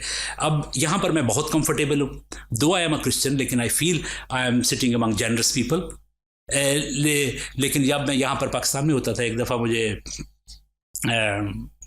किसी ऐसी जगह पर जाकर बात करने का मौका मिला, मरीदके में, वहाँ पर डिफरेंट ग्रुप था, लेकिन आई वॉज प्रीटी स्केयर्ड क्योंकि ग्रुप बिल्कुल मुख्तलिफ था। तो ये बरतानिया में लोगों की जो मुस्लिम ख़ास तौर से जो पुराने थे, वो उनकी आइडेंटिटी ब्रिटिश नहीं थी, दे वर स्टिल पाकिस्तानी। अब वहाँ पे जो नौजवान बच्चे हमारे हैं, जो आप देखें ना, ऑक्सफोर्ड यूनिवर्सिटी का प्रेसिडेंट, स्टूडेंट यूनियन का प्रेसिडेंट एक पाकिस्तानी बैकग्राउंड का लॉयर है। तो अब ऑक्सफोर्ड यूनियन का प्रेसिडेंट होना कोई मजाक नहीं है। बेनज़ीर ने एक दफ़ा ट्राई की थी, वो हारी थी, और दूसरी दफ़ा उसने रिपीट की थी यूनिवर्सिटी, क्योंकि she wanted to become the president of Oxford union.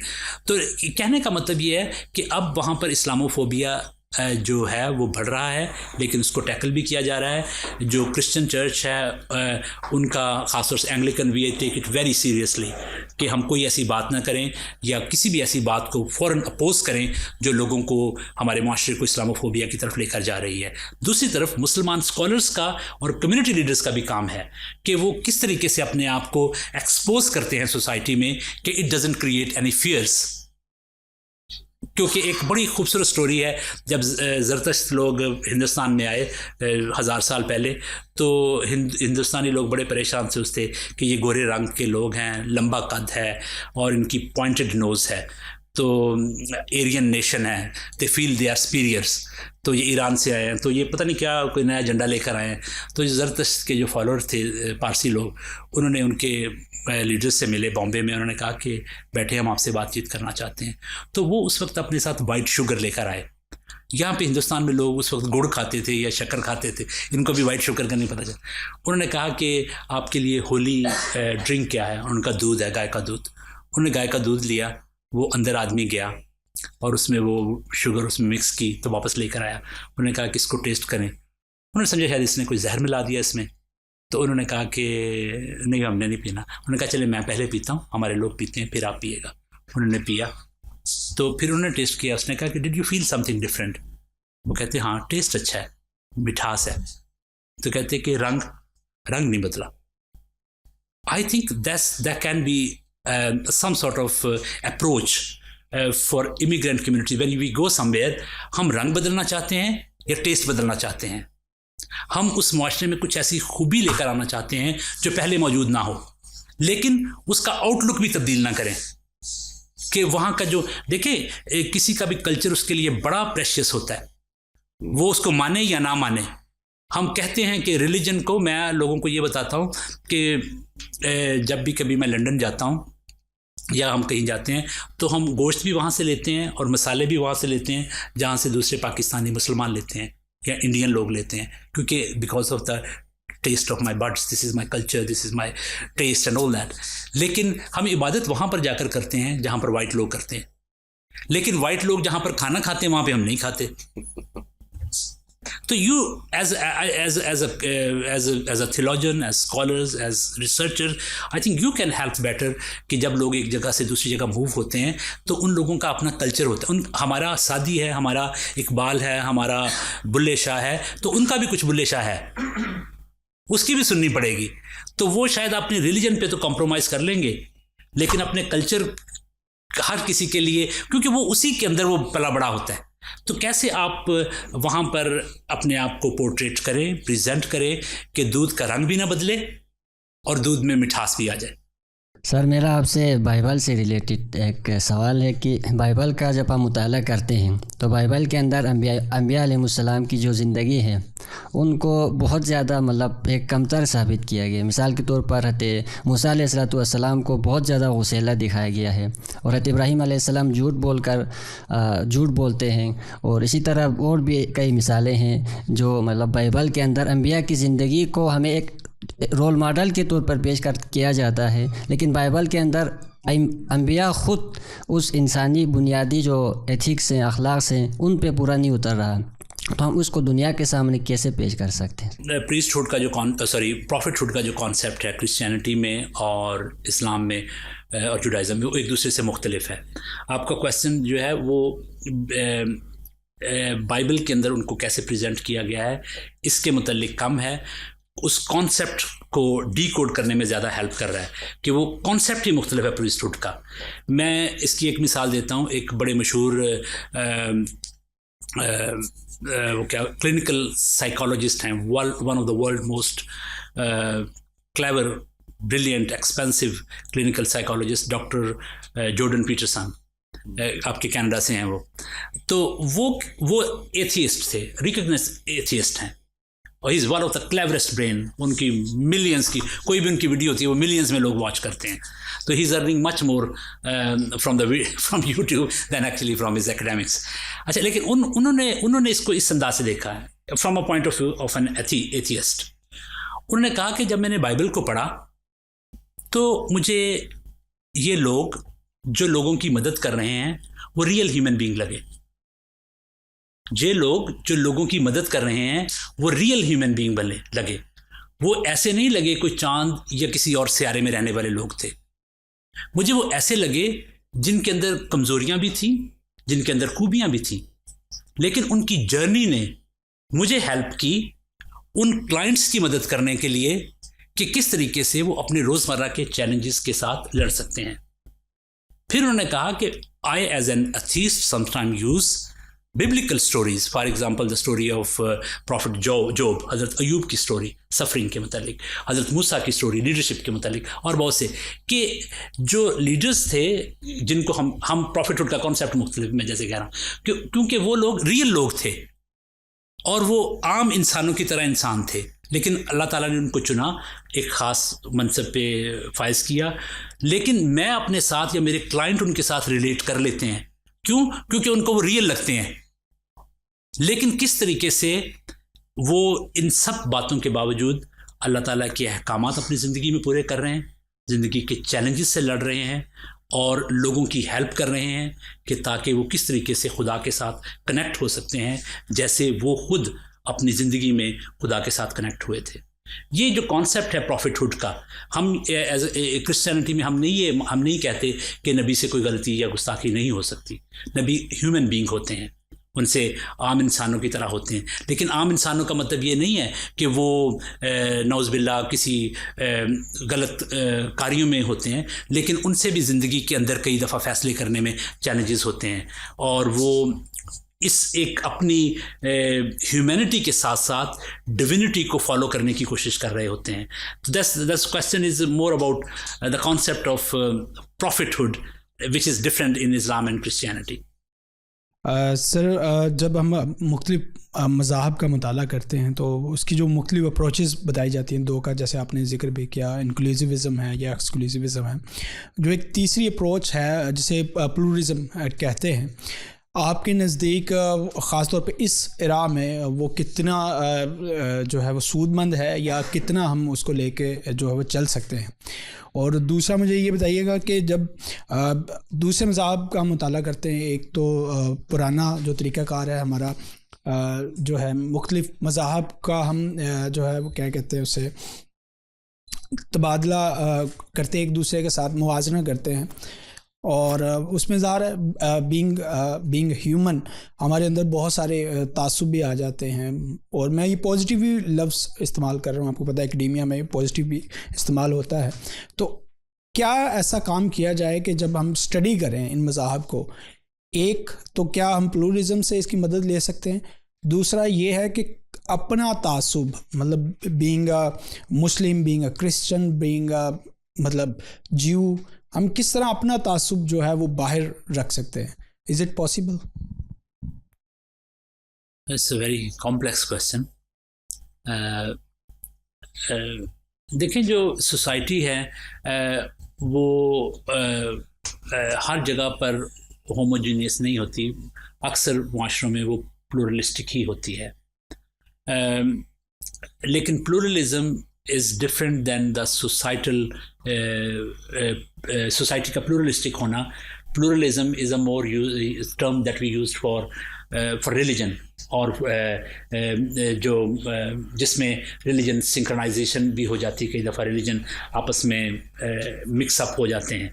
लेकिन सोसाइटी अपनी जगह पर प्लूरलिस्टिक, एक मुआशरे के अंदर हिंदू, क्रिश्चियन, मुस्लिम वो कैसे आपस में इंटरेक्ट करते हैं और फिर वो इकट्ठे रहते भी हैं। लेकिन किस तरीके से आप अपने मज़हब पर कायम रहें, अपनी सोच को परवान चढ़ने दें और दूसरे को ना अपने को आपको ना छोड़ें और दूसरे को ना छेड़ें। छेड़ना और चीज़ होती है, लेकिन बातचीत करना, दूसरे से सीखना वो और चीज़ होती है। अक्सर लोग जो डिबेट करते हैं तो उनका मकसद दूसरे को छेड़छाड़ करना ही होता है, उनका मकसद कुछ हासिल करना नहीं उससे होता। तो the journey humans have done consciously, लेकिन अंबिया ने हज़ारों साल से, मुआशरे ने हज़ारों साल से सीखा है कि dialogue is better than debate. और जो प्लूरलिज़म, अगर मैं आपकी बात को उसको सही समझा हूँ कि अगर ये आपको सिंक्रोनाइजेशन की तरफ लेकर जाए, are you with me? Synchronisation ये कि आप अपना जो टेक्स्ट है उसको बेहतर तरीके से समझने के लिए नॉन कुरानिक सोर्सेस को या नॉन बिब्लिकल सोर्सेस को इस्तेमाल कर सकते हैं उस टेक्स्ट को समझने के लिए, क्योंकि वो टेक्स्ट जब भी लिखा गया था तो उस वक्त का मुआशरा, उस वक्त का हिस्टोरिकल कॉन्टेक्स्ट, पॉलिटिकल कॉन्टेक्स्ट वो आपकी मदद करेगा। लेकिन आप किस तरीके से उस टेक्स्ट को ही इस्तेमाल करेंगे, the supreme source, to approach a theological or whatever the issue you are addressing to। लेकिन अगर आप उस टेक्स्ट को अंडरमाइन करें और टू मच सिंक्रोनाइज कर लें उन चीज़ों को जो कहीं से भी हों, किसी भी जगह से आ रही हों, उनका सोर्स क्या है, उनका सोर्स अगर डिवाइन नहीं भी है। मिसाल के तौर पर अगर आप बाइबल की कुछ एक आयत को समझाने के लिए या समझने के लिए आप किसी ऐसी बुक का या नॉवल का इस्तेमाल कर रहे हैं जो शायद आपको उसको समझने में मदद दे, लेकिन किस तरीके से आपने उसको इतना अलाउ नहीं करना कि वो सिंक्रोनाइज कर जाए कि टेक्स्ट कम बोले और वो ज़्यादा बोलना शुरू कर दे। मुमकिन है कि जो लोग आपने इस पे काम किया होगा कि कई दफ़ा आप ऐसे स्कॉलर्स को पढ़ते हैं या सुनते हैं कि वो टेक्स्ट पर बात करते हैं और टेक्स्ट पर बात करते करते वो किसी शायर के कलाम को या किसी चीज़ को पकड़ लेते हैं, तो वो शायर पे ही फिर चल पड़ते हैं, टेक्स्ट जो है वो वहीं पर रह जाता है। ये ऐसे ही है कि आप दरख्त पर मजमून सीख लें या बकरी पे एक मजमून लिख लें, तो कोई भी इम्तिहान में सवाल आए, दरख्त पे आए तो दरख्त के नीचे बकरी को बांध दें, और अगर बकरी पे आए तो दरख्त के नीचे से बकरी को खोल लें, तो मजमून वही है, तो आप उसको करें। तो ये मतलब जो प्लूरलिस्टिक सोसाइटीज़ होती हैं वो रिस्पेक्ट और कॉन्फिडेंस की बुनियाद पर कायम होती हैं, और वो ऐसे रिलीजन को या ऐसे रिलीजियस थॉट को इतना ज़्यादा अप्रिशिएट नहीं कर पाती जहाँ पर उनका जो सोसाइटी का जो प्लूरलिस्टिक अंडरस्टैंडिंग है वो कायम ना रहे। किस तरीके से माधु, लाल और हुसैन इकट्ठे रह सकते हैं, जिंदा नहीं मरने के बाद भी, ये एक क्वेश्चन होता है। लेकिन किस तरीके से इस्लाम एंड हिंदुइज्म, इस्लाम और Christianity, they are two separate religions, but how they can still coexist without synchronizing to that extent. लेकिन अगर कुरान मुझे हेल्प करता है किसी जगह पर बाइबल की आयत को समझने के लिए, लेकिन मैंने आप लोगों की बहुत ज़्यादा सुनी है कि किस तरीके से बाइबल हेल्प करती है कुरान को समझने के लिए, वाई नॉट, बिकॉज उन दोनों का सोर्स अगर एक है। लेकिन अगर आप किसी ऐसी भी चीज़ से कोई फ़ायदा लेना चाहें जिसका सोर्स डिवाइन ना भी हो, लेकिन किस हद तक आप उसको अलाउ करेंगे कि वो सिंक्रोनाइज कर जाए, कि आपका टेक्स्ट अंडरमाइन हो जाए। बहुत शुक्रिया फादर, आपने बहुत ही मुफीद गुफ्तगू की। हम सब की ये दिलचस्पी का मौजू है। जिस तरह मैंने अर्ज़ किया कि हमारे यहाँ तो जो इंगेजमेंट है विद टेक्स्ट वो हमारे it's been part and parcel of our hermeneutics. And दूसरी बात यह है कि वो जो आपने पाथवे बताया, वो मैंने आयत की तरफ इशारा किया था कि हमारे यहाँ वो भी अप्रोच हमेशा से रही, सिर्फ इंटर रिलीजियस बल्कि इंट्रा रिलीजियस भी हमारे यहाँ तो बहुत इंटरेक्शन होता ही है और वो हम करते रहते हैं। और ये सारी जो कॉन्सेप्ट, जो प्लूरलिज्म की आपने बात की, इनफैलिबिलिटी ऑफ प्रॉफिट्स की बात की, इसमें भी मुसलमानों के यहाँ भी डाइवर्सिटी ऑफ ओपिनियन है। So I think the most important takeaway from your session is that you really don't have to change by such open, generous interactions. You can sometimes learn so much about your own self. मेरे एक शागिर्द होते हैं पुराने lumps के, तो वो बहुत अच्छे एक्टिविस्ट भी हैं, बहुत काम भी ह्यूमन राइट्स के लिए, माइनॉरिटी राइट्स के लिए करते हैं. तो उनको मैंने बर्कले यूनिवर्सिटी का उर्दू लैंग्वेज प्रोग्राम होता था लम्स में, जिसको मैं कोऑर्डिनेट करता था, तो उसमें मदऊ किया. तो वो आते रहते थे, मुझसे थियोलॉजी डिस्कस करते, तो कुछ अरसे वो दीन से दूर हो गए काफ़ी. तो वो हम आते थे, तो हम बाइबल डिस्कस करते थे, और जो साथीज़ा से सीखा था यहाँ इनसे, साजिद साहब से या उस्ताद से या दीगर साथीज़ा से, तो वो इंटरेक्शन में उनसे करता रहा. तो लम्स में गुफ्तगू करते उन्होंने कहा कि जी मैं अल्लाह से बहुत दूर हो गया था, फिर उस्ताद से, यानी मुझे उस्ताद कह रहे थे, उनसे मुलाकात हुई, फिर हमने बहुत सारी चीज़ें डिस्कस की. तो इन्होंने मुझे खुदा के बहुत करीब किया और बेहतर क्रिश्चियन बनाया. वो उसके नतीजे में वो जो मसला पैदा हुआ लम्स के अंदर, वो बहुत सारे स्टूडेंट्स ने आके कहा जी ये तबलीग का कोई तरीक़ा है जो आपने इख्तियार किया था. तो नहीं, वो हम सिर्फ सच की तलाश कर रहे थे, इस उम्मीद पर कि सच के अपने अंदर इतनी ताकत होती है कि जो भी आदमी दयानतदारी से उसको ढूंढ रहा है वो उसको पालेगा. और मैं तो बिल्कुल अपनी जवानी की दौर में जब वो MBA की क्लासेस से भाग कर आता था मौलाना सलाई को सुनने के लिए, तो उन्हीं के दुरूस में वो जुमला मुझे कभी भूलता नहीं. जहाँ उन्होंने कहा था कि खुदा राह भी है और मंजिल भी है, अगर तुम उसकी राह पर हो तो तुम मंजिल में हो. और इसी बात को एक सिख शायर ने बड़े खूबसूरत बयान किया था कि लाई लग मोमिन गोलूं खोजी काफिर चंगा. तो वो खोज में हम तालिब इल्म हैं, सीखने की कोशिश कर रहे हैं, जो हक समझ आ गया उसके लिए कुर्बानी भी देते हैं और फिर बदल भी जाते हैं. यही हमारी आजमाइश का हिस्सा है. और मैं समझता हूँ कि इस एतबार से जो ईमान की आजमाइश है वो भी अमल की आजमाइश की तरह कभी ख़त्म नहीं होती. इल्म की आजमाइश भी तो ईमान ही की आजमाइश. तो बहुत शुक्रिया आपका, और बहुत मैं ममनून हूँ